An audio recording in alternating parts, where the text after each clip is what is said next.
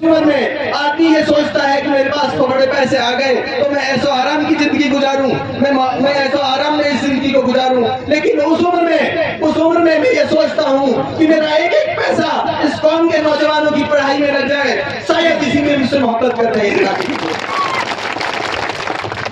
बहुत लोग मेरी जिंदगी को नहीं जानते, बहुत लोगों को नहीं पता कि मैं किस तरह की सोच के साथ आगे बढ़ा।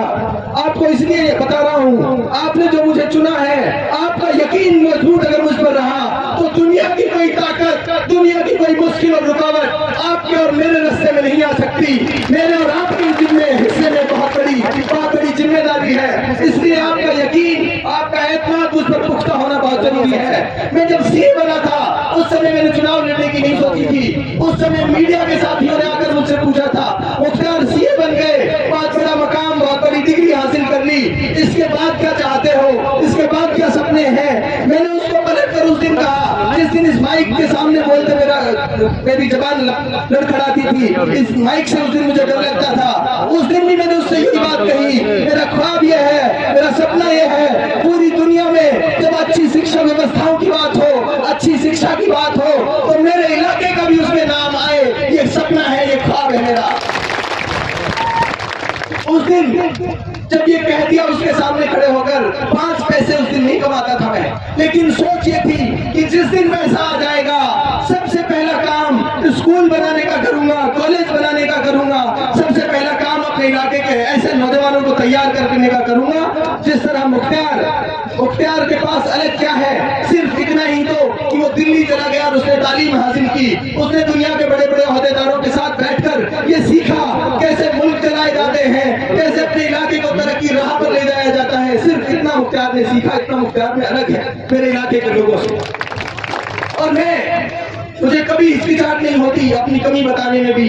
12वीं क्लास में मुख्तार फेल हुआ था, इसलिए बता रहा हूं आपको कि मुख्तार इस इलाके का सबसे कमजोर स्टूडेंट है। अगर मुख्तार ये कर सकता है, इलाके का बच्चा मुझसे बड़ा काम कर सकता है, इलाके का बच्चा मुझसे बड़ा काम कर सकता है। लेकिन जरूरत है तो वो इसकी है कि इनको सही रास्ते पर, सही लाइन पर इनको चलाया जाए। उस दिन भी मैंने तय किया कि अगर मेरे पास असबाब आए, रिसोर्सेज आए, तो मैं मेरे इलाके के लोगों के लिए शिक्षा की व्यवस्थाएं बेहतर करने का काम करूंगा। और उसमें मेरे परिवार के, मेरे गांव के लोग भी मौजूद हैं, वो गवाह हैं इस बात के कि मेरे पास जो घर मेरे सीए बनने के पहले था, आज भी मेरे पास वही घर है जो मेरे वालिद साहब ने बनाया मेरी शादी से पहले। उसके बाद से एक पैसा आज तक सीढ़ियों में मार्बल नहीं लगा हुआ है। कोई फर्क नहीं पड़ता इससे कि मैंने उसमें मार्बल लगाए कि नहीं लगा, फर्क इस बात से पड़ता है कि मेरा एक एक पैसा इस इलाके को, इस कौम को और 36 बिरादरी के लोगों को ताकतवर और मजबूत बनाने में लग जाए, ये सोच है मेरी। अब साथियों, ये बताया मैंने इसलिए ताकि मेरी सोच, मेरा नजरिया, मेरा जहन आपको पता रहे कि मुख्तार लड़ाई किस चीज की लड़ रहा है। मुख्तार लड़ाई सिर्फ इस बात की लड़ रहा है, कैसी बेबसी है, कैसी उलझन में पड़े हैं। हम जिस आदमी को चुनते हैं रहनुमा, वही आदमी हम पर जुल्म करे और उसके खिलाफ नहीं बोल पाए, कैसी बेबसी है। इसलिए नौजवानों के साथ बैठकर, इलाके के उन पढ़े लिखे जहनों के साथ बैठकर, जिन जहनों के बारे में लोग कहते हैं किसी भी समाज, किसी भी इलाके और मुल्क की सबसे बड़ी ताकत उसके जहन है, उसके वो पढ़े लिखे दिमाग हैं, जो अच्छे पढ़े लिखे लोग हैं, उन जहनों के साथ बैठकर हमने तय किया कि इस लड़ाई को आमने सामने से लड़ना पड़ेगा, तब इस इलाके का भला हो सकता है। फिर हमने तय किया कि ठीक है, आमने सामने लड़ेंगे, बिना इस बात की चिंता करें। शुरुआत में मुझसे बहुत लोग आके ये कहते थे, स्कूल चलाते हो, कॉलेज चलाते हो इस इलाके में, तुम्हारा कॉलेज बंद करवा देगी। बहुत लोग आ गए तुम्हारे जैसे, चले गए, तुम्हें बर्बाद कर देगी। मैंने कहा उस दिन भी पलटकर, कल के कल जाकर मुझसे कहो, बिल्डोजर लाकर गिरा दे मेरा कॉलेज, मैं इस इलाके की आवाज और इस इलाके की बात कहता नहीं रुकूंगा। लेकिन मुबारकबाद देता हूं उन तमाम नौजवानों को जिन्होंने मेरा हिम्मत और हौसला नहीं टूटने दिया। हमारे ऊपर मुकदमा कराया, किस चीज का मुकदमा कराया साथियों? 5000 की लूट और चोरी का मुकदमा करवाया मुख्तार अहमद के ऊपर, जो इस इलाके से चुनाव लड़ रहा है। और उसमें साजिश देखिए, मुख्तार को कैसे दबाया जाएगा, उसमें साजिश देखिए। मेरे दोस्त जो 4 सरकारी एम्प्लॉय हैं उसमें मुलजिम है, सिर्फ इसलिए कि मुख्तार की गर्दन जब टूटेगी, जब इसके सरकारी नौकर इसके ऊपर दबाव बनाए नहीं तो हमारी नौकरियां जाएंगी। मैं सलाम करता हूँ उन साथियों को, अल्लाह दोस्त किसी को दे तो ऐसे दे दे जो मुझे दिए हैं। उन्होंने कहा मुख्तार नौकरी चाहे तो चाहे, लेकिन इस लड़ाई से पीछे मत हट जाना, ये इस इलाके की इस कौम को बचाने की लड़ाई। अब साथियों में ज्यादा वक्त ना लेते हुए आप सबको एक जिम्मेदारी सौंपता हूँ। जिम्मेदारी इस बात की सौंपता हूँ कि आपने जो इतना बड़ा समर्थन इन नौजवानों को दिया, उस समर्थन के बाद अब ये लड़ाई मेरी नहीं रही, इन नौजवानों की नहीं रही, अब ये लड़ाई आप सबकी है, हम सबकी है। और चुनाव जीतना हमारे लिए कोई मुश्किल काम नहीं।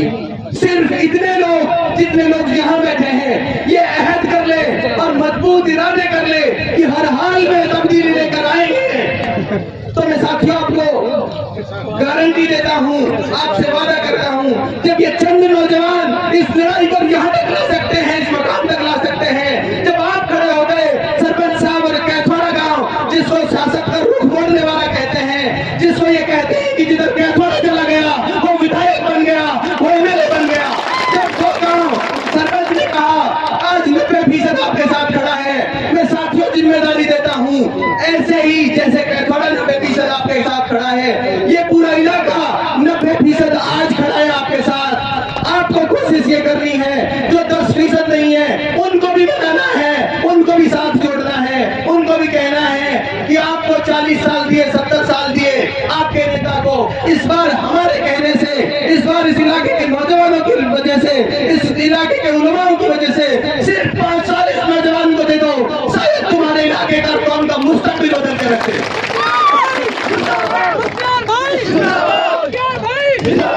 साथियों बहुत लोग आएंगे, कोई कहेगा वो फला जीत जाएगा, फला हार जाएगा, लेकिन मजबूत इरादों पर जो डटे रहे वही लोग दुनिया में कामयाब हुए हैं।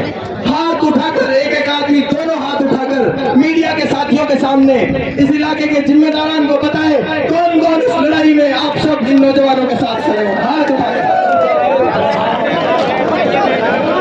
एक बार जोरदार नारा जो दिल्ली तक पहुंचे,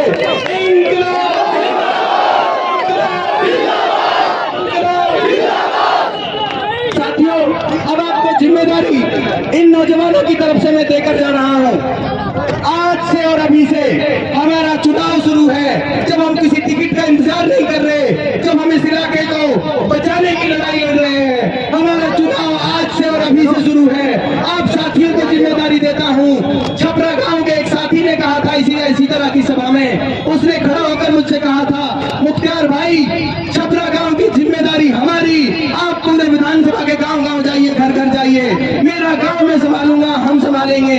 कोई अगर नाराज भी है उसको मनाएंगे, हमने किसी के हाथ जोड़ने पड़े तो हाथ जोड़ेंगे, पैर पकड़ने पड़े तो पैर पकड़ेंगे, लेकिन हर इस बार हर हाल में तब्दीली लेकर आएंगे। आप सभी साथी जाकर गांव में, मोहल्ले में, अपने अपने रिश्तेदारों में आज ही फोन करेंगे और आज ही कहेंगे कि इस बार हम तब्दीली कर रहे हैं, इस बार हम बदलाव कर रहे हैं।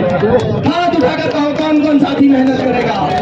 हर आदमी, आप में से हर आदमी मुख्तार है, मुख्तार बनकर आपको ये सोचना है कि मैं चुनाव लड़ रहा हूँ। आप मेरे फोन का, मेरी कॉल का, मेरे मैसेज का इंतजार नहीं करें, आप आज से और अभी से इस लड़ाई को अंजाम तक पहुंचाने के लिए काम शुरू कर दें।